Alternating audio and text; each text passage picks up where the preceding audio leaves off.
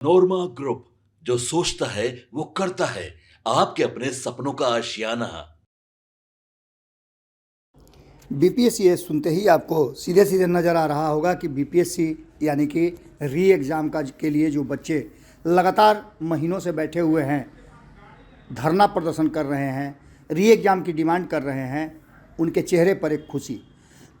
आज री एग्ज़ाम को लेकर के एक बड़ा फैसला आने की उम्मीद जताई जा रही है।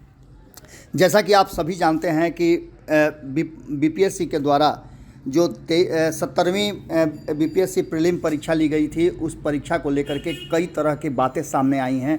धरना प्रदर्शन, सत्याग्रह से लेकर के आंदोलन तक चला और अब भी छात्र जो है वो लगातार आंदोलनरत हैं। और इस बीच में पटना हाई कोर्ट में 70वीं बीपीएससी प्रारंभिक परीक्षा पुनः कराने की मांग को लेकर के जो अर्जी दाखिल की गई थी, उस पर आज सुनवाई की जाएगी।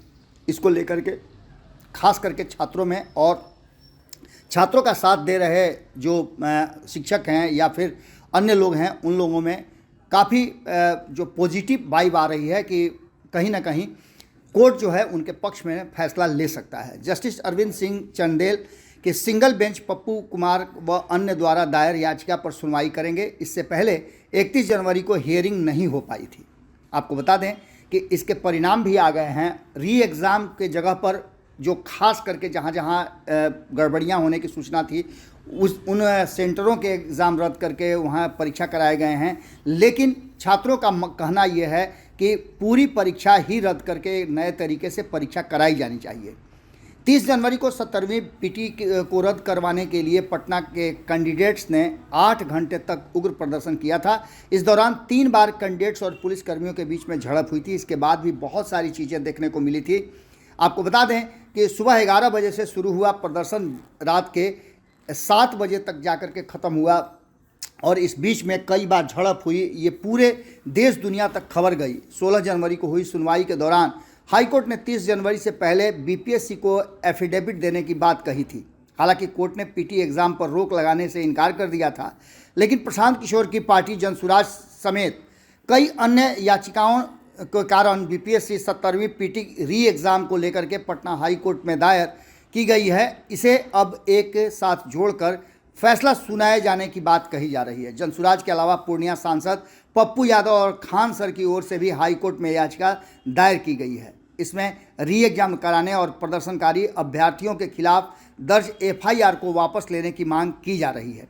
आपको बता दें कि इस पर काफ़ी कुछ टिका हुआ है और आपको ये भी बता दें कि बिहार की आनंद लीगल एंड फोरम ट्रस्ट द्वारा सुप्रीम कोर्ट में याचिका दायर की गई थी, लेकिन सुप्रीम कोर्ट ने सुनवाई से इनकार कर दिया है।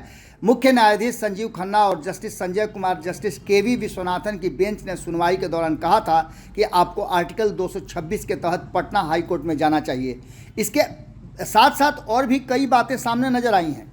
आपने देखा होगा कि इस बीच में एक और बड़ी घटना घटी है कि बिहार सरकार से बीपीएससी के जो अध्यक्ष हैं, उनको लेकर के भी, परमार को लेकर के भी, मनु भाई परमार के नियुक्ति को ही अवैध बताए जाने की बात की जा रही है। उसको लेकर के भी याचिका दायर की गई है सुप्रीम कोर्ट में। यानी घुमा फिरा करके देखा जाए तो आज का दिन छात्रों के लिए, आंदोलनकारी छात्रों के लिए, जो बीपीएससी का री एग्ज़ाम कराने के लिए अड़े हुए हैं, उनके लिए खुशखबरी आ सकती है। देखना होगा कि न्यायालय क्या निर्देश जारी करता है। हमारी नज़र पूरी तरह से न्यायालय के निर्देश पर बना हुआ है। आपकी नज़र भारत लाइव पे होनी चाहिए। बहुत बहुत धन्यवाद। नमस्कार।